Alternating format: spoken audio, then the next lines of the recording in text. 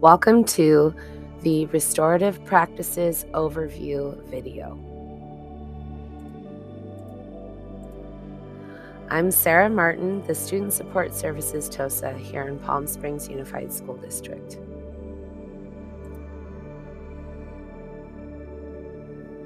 Restorative practices is the science of relationships and community. The big idea is to build and sustain relationships and to restore relationships when things go wrong. This video will mainly focus on building and sustaining relationships in our classrooms.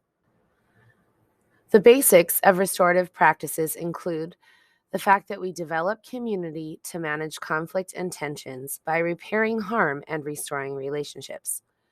If you have no community, you have no relationships to restore. And individuals are at their best when they do these three things: maximize positive affect, minimize negative affect, and freely express emotion. Today's presentation will only scratch the surface of restorative practices. The fundamental hypothesis of restorative practices is that human beings are happier, more cooperative and productive, and more likely to make positive changes in their behavior when those in positions of authority do things with them rather than to them or for them. Now let's take a look at the social discipline window.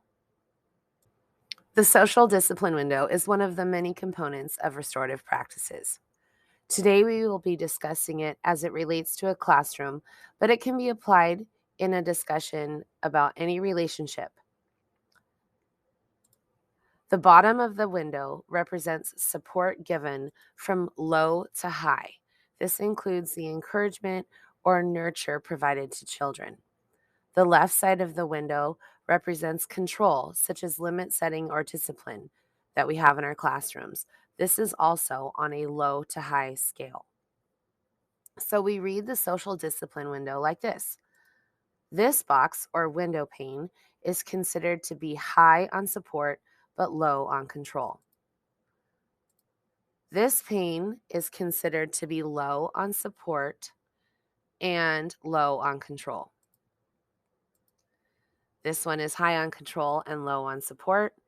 And finally, this window pane is considered to be high on both control and support. The pane that is considered high on support and low on control is called the for or permissive box. When we operate out of this box, we often feel sympathy for people and do tasks for them. This pane is considered low on support and low on control, and in restorative practices, we call that the not or neglectful box. Usually, when we are operating out of this box, we are internally feeling overwhelmed or uncertain and not providing the support or control to students in our classroom.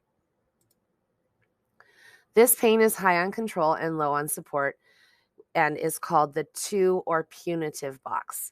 When we operate out of this box, we are usually internally feeling ignored or disrespected. And in the window pane that is considered to be high on both control and support, we are considered restorative. It is called the with box. In this box, we are feeling self-regulated and ready. It is important that we are not all restorative all the time. No one is. A truly restorative practitioner is self-aware and reflective. This presentation is meant to help raise awareness about our practitioner styles. Next, we are going to look at effective statements. Effective statements let someone know how their actions or behavior made you feel. Effective statements can be used as a response to positive or negative behavior. When using effective statements in the classroom, we set boundaries, provide feedback, and teach empathy to our students. The composition of an effective statement is very simple. Essentially, you describe the action of the person, how you felt, and why. Here are some examples and non-examples of effective statements for you to read. The last piece of restorative practices that we are going to look at today is restorative questions. They are affective questions that can be used as a response when someone has either done harm or been the victim of harm. Restorative questions are usually used after a fight or verbal altercation has taken place.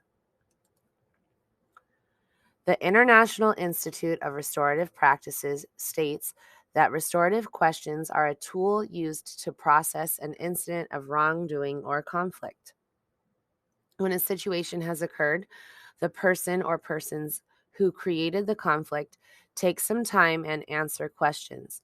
The questions focus on the incident and allow the person to think about how his or her actions affected others. It encourages empathy, accountability, expression of feelings and thoughts, and problem solving.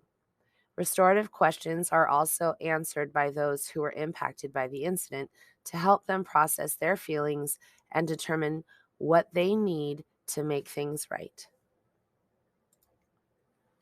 Here are the restorative questions. The questions are designed to be asked sequentially.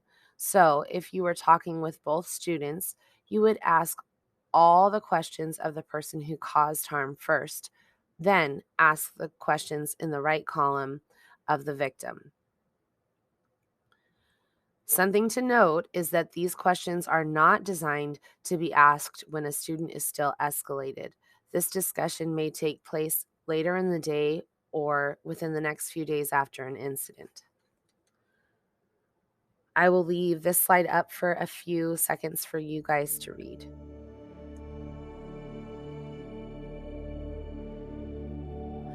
That brings us to the end of this video on the restorative practices overview.